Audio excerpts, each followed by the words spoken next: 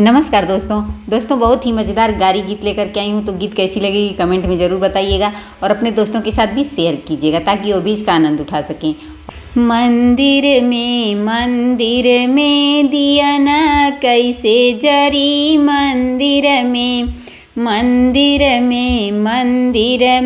दिया ना कैसे जरी मंदिर में। समधी का बहिन इतवार भूखेली, सोमवार भूखेली, मंगलवार भूखेली, बुधवार भूखेली, गुरुवार भूखेली। गुरु देला आशीष लइका होला 25 मंदिर में दिया ना कैसे जरी मंदिर में दिया ना कैसे जरी मंदिर में।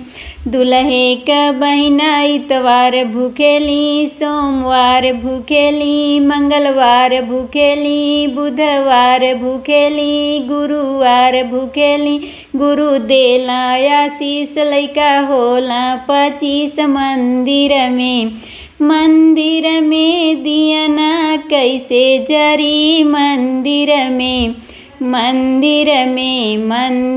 में दिया ना कैसे जरी मंदिर में।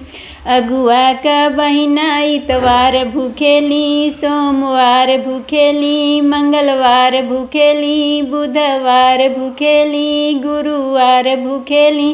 गुरु देला आशीष लइका होला 25 मंदिर में दिया ना कैसे बरी मंदिर में।